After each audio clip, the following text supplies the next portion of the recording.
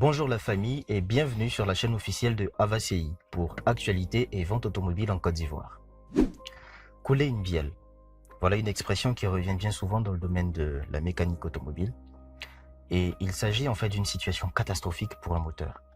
Nous avons décidé, après quelques témoignages et après quelques expériences, parce que j'ai vécu une expérience personnelle à ce niveau-là, de partager avec vous cette vidéo pour vous prodiguer quelques conseils, quelques explications pour vous fournir surtout des moyens de prévention afin d'éviter d'en arriver à cette situation catastrophique. Mais avant d'aller plus loin, chers amis, je tiens à remercier chacun de vous pour votre présence, pour votre soutien, pour vos conseils, bref, pour tout. Parce que si cette plateforme automobile existe et tient dans le temps, c'est grâce à vous et c'est pour vous. Donc merci encore pour tout et l'aventure continue. N'hésitez pas à partager cette vidéo qui permettra très certainement de sauver des vies, de sauver des moteurs. N'hésitez pas aussi à consulter notre site web www.ava-ci pour en savoir plus sur l'actualité automobile et également sur les voitures que nous avons sur le marché. Alors revenons à notre sujet du jour, couler une bielle, comment éviter la catastrophe?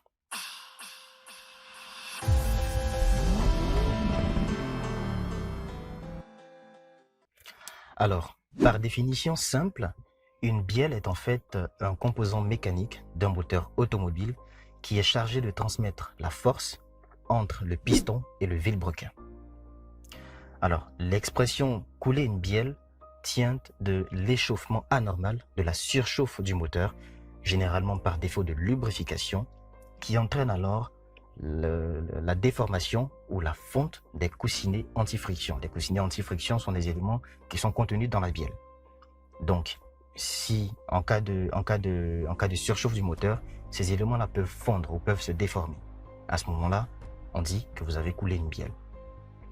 Pour faire simple, couler une bielle signifie tout simplement casser un moteur. Si vous avez coulé une bielle, alors vous avez cassé votre moteur. C'est le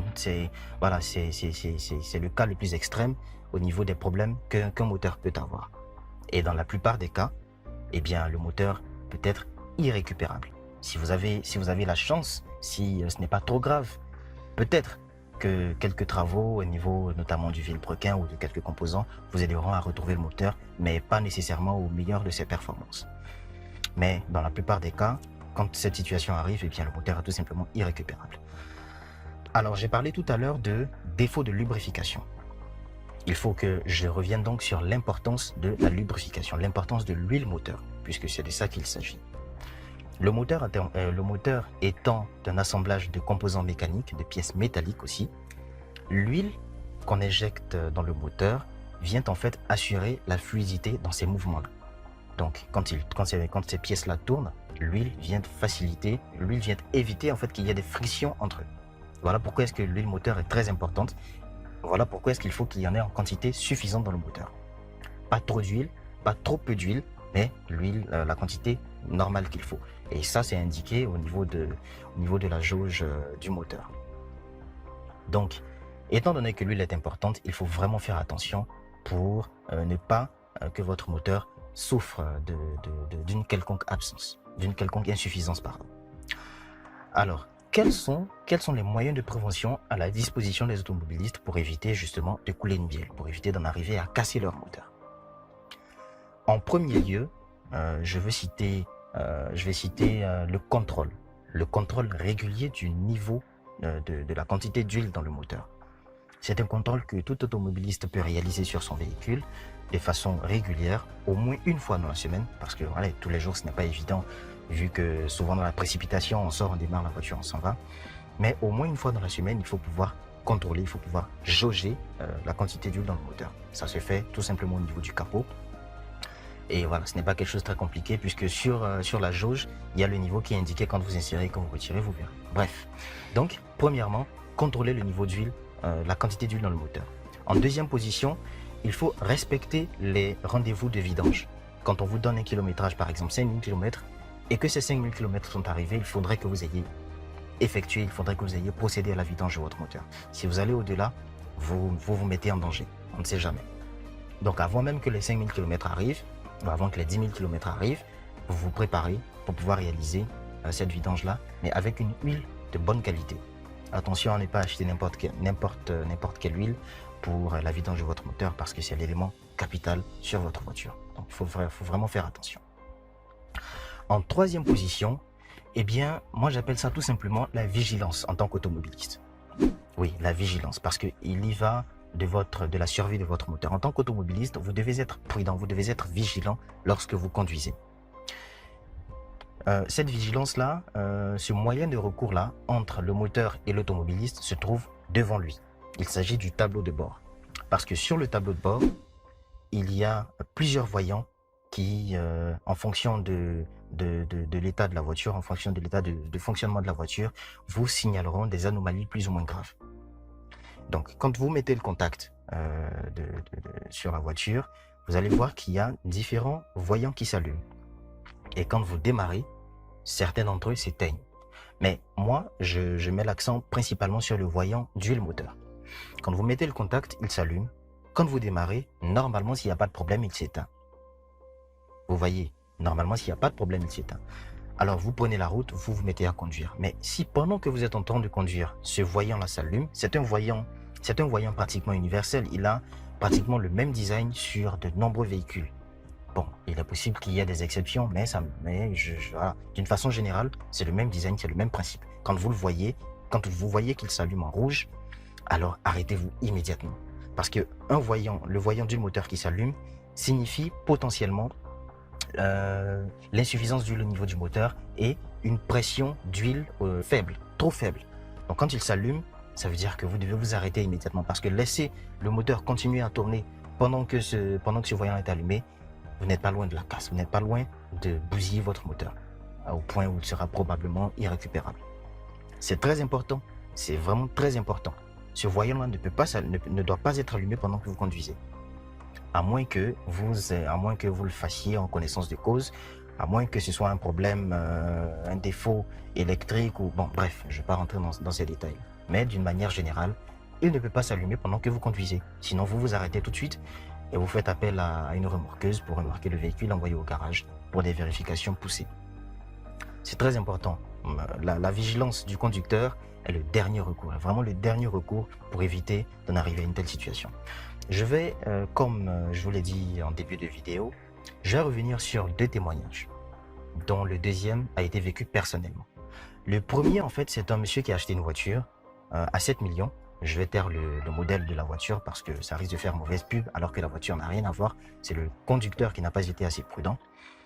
Et une semaine après, il décide de se rendre à Yamoussoukro avec la voiture. Étant sur l'autoroute du Nord, lancé à grande vitesse, en train de profiter du trajet, profiter de la voiture, malheureusement, le voyant s'est allumé et il a continué de rouler jusqu'à casser le moteur. Il a fallu remorquer la voiture jusqu'à Abidjan afin d'effectuer des travaux là-dessus. Moi, j'ai vu la voiture quand elle a été achetée. Elle n'a pas été achetée avec moi, mais je l'ai vue, puisque voilà, c'est entre potes et tout, entre collègues. Une semaine après, je reviens au garage et puis je vois la voiture. Parce que quand elle a été prise, ils l'ont amenée au garage pour faire quelques travaux là-dessus. Une semaine après, je vois la voiture sans capot, sans moteur. Je dis, mais tiens, c'est pas la voiture de la dernière fois là, que X personne avait acheté là. On me dit que oui, malheureusement, le propriétaire a cassé le moteur. Il est parti à Yamoussoukro, il a cassé le moteur. Ça m'a fait un choc, ça m'a fait vraiment mal. Voilà, parce que c'est un cas d'imprudence en fait. Après, le monsieur a admis, quand on lui a parlé de la situation, il a admis qu'il a vu le truc, il a vu le voyant, mais il ne s'est pas arrêté tout de suite. Le temps qu'il puisse s'arrêter, c'était déjà trop tard. Mais quand ce voyant s'allume, il est généralement accompagné de deux choses. D'abord, un claquement au niveau du moteur que vous allez entendre. Et ensuite, la température, l'indicateur de température du moteur qui peut s'affoler. Voilà. Parce que quand l'huile, en plus de contribuer à la lubrification des éléments mécaniques du moteur, l'huile favorise aussi leur refroidissement.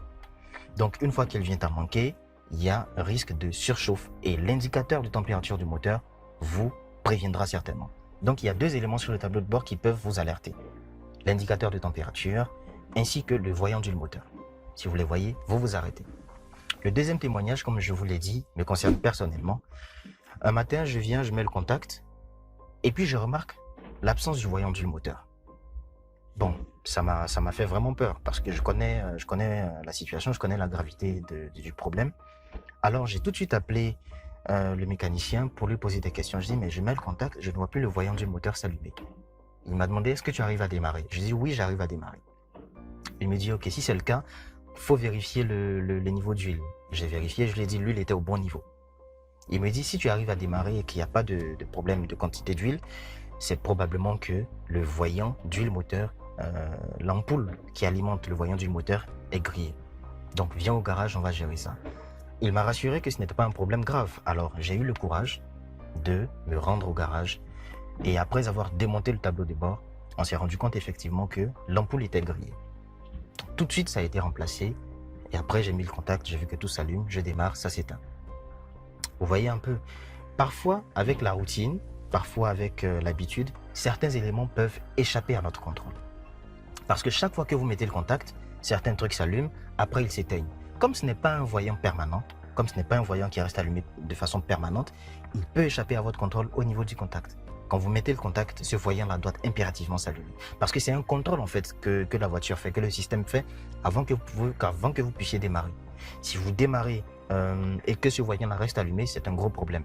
Mais la plupart des voitures empêchent tout simplement le démarrage s'il y a un problème de ce genre-là qui est détecté. Vous voyez? Donc c'est vraiment important de faire attention à ces différents voyants sur le tableau de bord. Le tableau de bord est un excellent moyen, est un excellent recours entre l'automobiliste et les différents composants, les différents éléments qu'il y a sur la voiture. Parce qu'on ne peut pas tout savoir à simple vue d'œil, mais souvent les bruits, souvent les éléments sur le tableau de bord peuvent nous alerter et puis nous éviter voilà, de subir une catastrophe. Voilà un peu ce que je pouvais partager avec vous en ce qui concerne cette expression, couler une bielle, casser son moteur. C'est une chose vraiment grave qui peut arriver à n'importe qui, que ce soit une voiture de 1995 ou bien une voiture de 2015. Aucune voiture n'est exemptée de ce problème-là. L'huile qui manque au niveau du moteur, ça peut être une fuite, ça peut être par exemple, vous venez de faire une vidange et le bouchon n'a pas été bien serré et puis l'huile fuit. Enfin bref, il peut y avoir 1001 problèmes. Donc il faut toujours rester vigilant, il faut vérifier régulièrement le niveau d'huile, il faut vérifier, il faut respecter les rendez-vous de vidange et il faut rester attentif au tableau de bord pendant que vous conduisez. Je ne dis pas par là que vous devez regarder permanemment le tableau de bord, mais régulièrement, pendant que vous conduisez, vous jetez un coup d'œil au tableau de bord. Ça peut vous aider. Parce qu'en jetant un coup d'œil, vous allez remarquer soit par exemple la température du moteur qui est au bon niveau ou qui est à un niveau anormal, ou bien vous allez remarquer un voyant qui s'est allumé, qui signale quelque chose. À ce moment-là, vous vous arrêtez et puis vous vérifiez. Une petite précision pour terminer.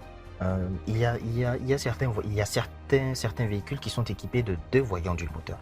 Le premier est rouge. Le rouge signale un cas d'urgence immédiat.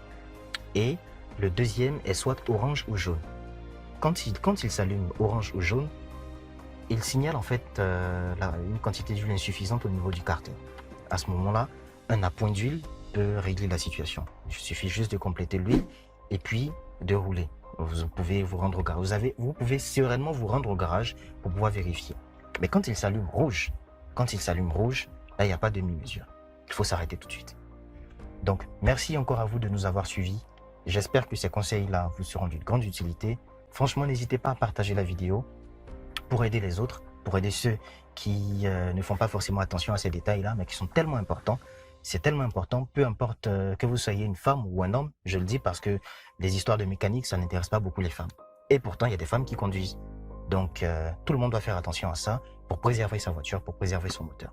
Merci encore de nous avoir suivis. Et moi, je vous dis à la prochaine. Au revoir.